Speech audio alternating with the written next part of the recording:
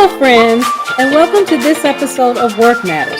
This is a platform where we talk about any and all of your concerns in your work environment that matters. Why? Because work matters. I'm your host, Dr. Donna L. Cook, and of course, with me is our human resource specialist, Tracy Griffin Madison. Hello, Tracy. Great to see you again. Welcome back. Hello, Dr. Donna. How are you? I'm doing well.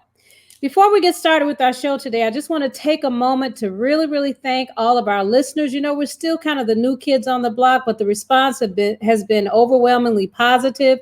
We thank you all so much for your support, and we continue to provide a great platform for Work Matters. So thank you for your support, and continue to share with others so that they can take advantage of what we have to offer. Thank you. So our show today, Tracy, is going to talk about conflict in the workplace. So for the most part, conflict kind of gets a bad reputation. People kind of shy away from it and are afraid to deal with it a lot of times. But it's important to keep in mind that conflict can be very constructive if it's handled in the right way. And that's what we're going to talk about tonight. So for our viewing audience, I want you to take a moment and think about your childhood and how conflict was handled in your home. Say, for example, when you had conflict with your brothers and sisters, how was that handled? Was it constructive? Was it a punishing type of response from your parents? Did they sit down and talk with you about what the disagreement was about and try to find a solution? What about your parents? How did they deal with conflict? Was it in private? Was it in front of you? How did you see conflict being resolved in your childhood? And the reason why we ask that is because how we resolve conflict is often very much a learned behavior. What was role model for you early on? A lot of times that's what we adapt in terms of how we learn to deal with conflict. Sometimes we do what we learn, and sometimes we do the absolute opposite. So I just want you to think about that for a moment as we go through our conflict resolution presentation. And Tracy, we're going to look at how we use those conflict resolution issues in the workplace. So at this point, I'm going to turn it over to you for our next segment. I want to talk about what happens in conflict in the workplace, okay? So there are about 4 different conflict styles or modes at work that we may engage in. And one of them is a passive style. And so a passive style is where you may avoid the conflict. You may just pretend like it doesn't exist, and you may avoid it. You also may become very accommodating just to get over it and move past the conflict. And so when we talk about passive, we can talk about that style being lose-win. And so the first part of that lose-win is that you lose and the other person may win. And so think about it. If this happens over and over and over again, then you may get the impression that you're easy to be stumped over and looked over or stumped on or taken advantage of. And sometimes this can happen. What can happen is that you can end up having a style where people will perceive you as being someone that you can take advantage of if you're not careful when you're talking about the passive style. So Donna, when we talk about work, we can start off with about 4 different types of conflict modes or styles.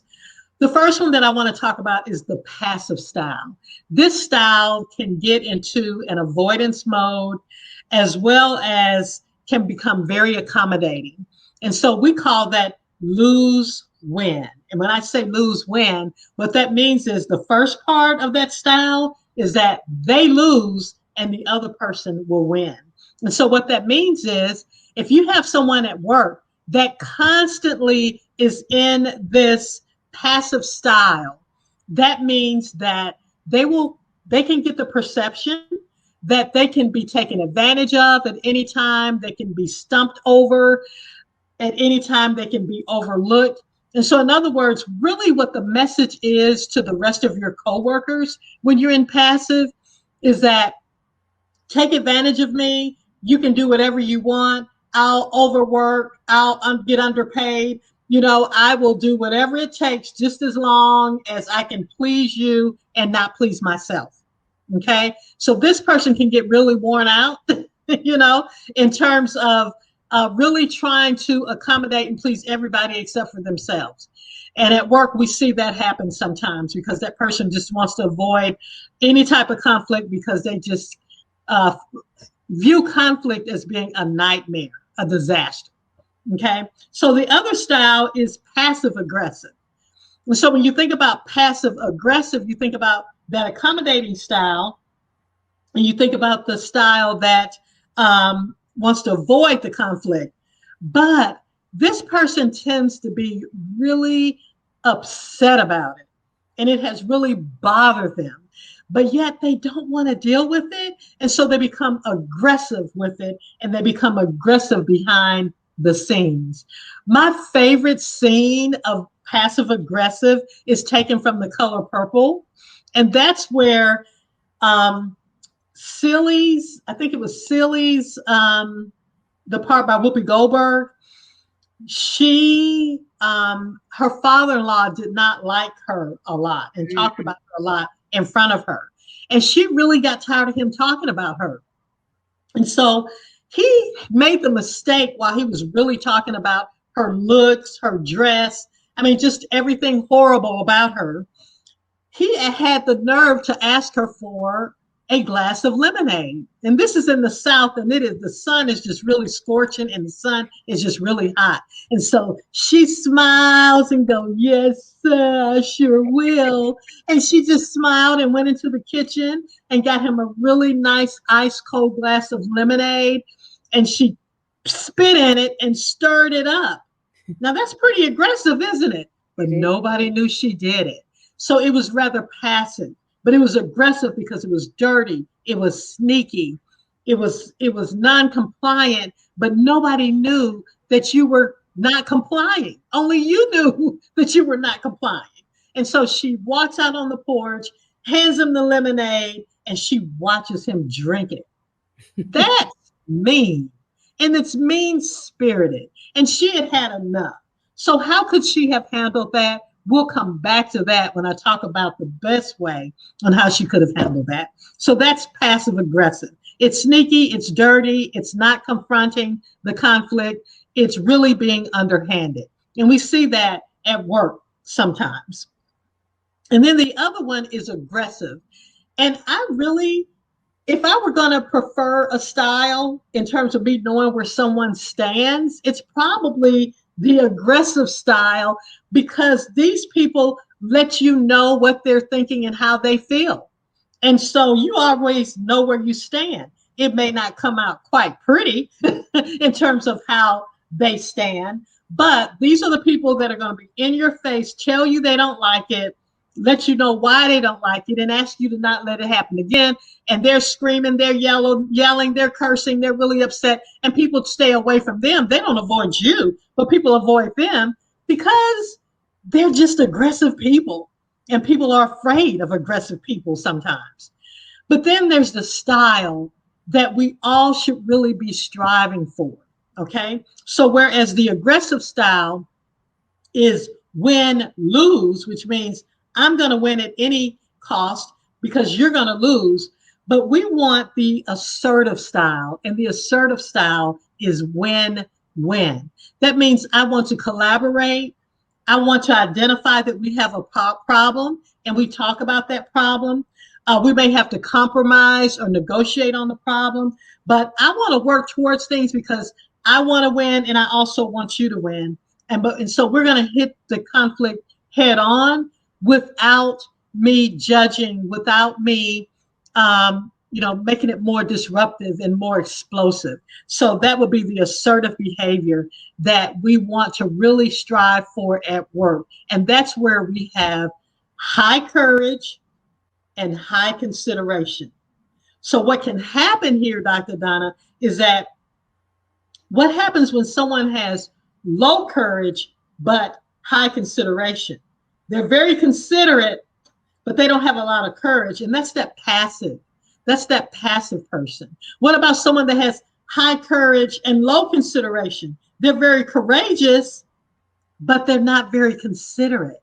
So when we talk about win-win at work, and we're talking about collaborating and negotiating and being assertive and compromising, we are talking about having high courage and high consideration, where we are considerate, but we are also courageous when it comes to problem solving and dealing with conflict at work. Awesome. Great explanation. Great explanation. Now, Tracy, one of your great strong points is to be able to give us practical examples of how these concepts play out in the workplace. So can you give us a practical scenario of how a common issue may happen in the workplace and how we can apply these concepts to it? Okay, yes, absolutely. So let's say that my boss is asking me to meet a deadline, and I know in my heart that this deadline is unrealistic. You know, there's no way I can get this out at the time that they said, get this out. So a passive person will not say anything. They're going to be the person that's going to pull an all-nighter, not eat, not sleep, not drink. They're going to neglect their family. They're going to do whatever they can at all costs to go ahead and meet that deadline just so they can please the boss and just meet the deadline. Okay. Knowing that there could have been some wiggle room had they spoken up to change, the deadline and to just say, hey, I have a lot on my plate right now. I can't get it to you next Friday, but how about, the Friday after that? And so that person won't speak up. And now guess who loses? The employee loses, the boss wins because they get their way, but they have lost at all cost and forfeited that, okay, in terms of taking care of themselves. The passive aggressive person may say, okay, sure, but they'll screw it up and screw it up on purpose because if my boss sees that I'm not doing it well, maybe they'll just take it away and I'll mess it up on purpose, and then I won't have to do it. I won't have to meet the deadline instead of standing up for myself. The aggressive person is going to go, hell no. I can't do it. You do it. You're not the boss of me, right? Right. So you take it. That's too much. But the assertive person is what we all should be striving for is say, listen, boss, I know you want it next Friday. And is there a reason why we have to have it next Friday? And she may have a good reason, but it may not be a reason valid enough for me to break my neck to get it to you next Friday. And so I may say something that, that's a good reason. I can understand why we need it, why you would want it next Friday. But I've also got another deadline. And you remember, I've got the Roberts report that I'm working on. And so do you mind if I get the Roberts report out of the way? I should have that done over the weekend. And can we push that date back at least 2 or 3 days so I can give you a good quality product, and so that when you take it to your boss, it will be on point. Right now, I'm feeling like I'm going to suffer, like the report's going to suffer because I'm going to be rushed. What boss wouldn't want you to say that, And Mm-hmm. So at work, that assertive skill will really come in handy when it comes to that. If you speak up with high courage and high consideration and let people know up front. So people aren't walking over you. You're not walking over other people. Great. So that was a great example in looking at that scenario and how we can practically apply those concepts in the workplace. Love it. Love it. Now, you gave us a little bit of a cliffhanger. So I want to go back to Miss Seeley and how she dealt with lemonade, because viewers want to know, how should she have dealt with the father-in-law who was being critical. Actually, he was being critical of Suge Avery, and she didn't like it. So how should she have handled that? Exactly. Yeah. So, he has talked about her time and time again. He's talked about her looks, nothing she can do anything about. He's talked about how she dresses. I mean, all of that. And she's really taking good care of his son, So she could probably, talk to him and walk up to him and say, listen, you have really bad things to say about me most often. Help me understand where this is coming from. Where is this coming from? And hold him accountable for saying those things. And he'll have to explain it. Now, she may have to do that over and over again in what we call in human resources the broken record technique, where she may have to say every time he does that, I'm not understanding where this is coming from, because I try my best to really do right by you, as they would say back in that day. And I do a good job of taking care of your son. And he does a great job of taking care of me. So help me understand where this is coming from and what we can do to kind of get along, And so she can just kind of save face and just ask questions. A lot of times when we're dealing with conflict, we make too many statements instead of asking more questions. A lot of times we should spend more time being less talkative and more curious. And so I'm often reminded by Stephen Covey. He always says, seek first to understand and then be understood. Yes. But we all at work want to be understood and heard. But if someone takes a step back to say, I'm going to be the one that tries to understand first and then be understood. And so Silly could ask a lot of questions, or was it Should? Should could ask more questions instead of making statements. Mm-hmm. Just help me understand where this is coming from, know? And a lot of times we can do that. Okay, well, this brings us to my favorite part of the show, and that's where we take questions from our viewers. So let me go ahead and put this first question before you, Tracy.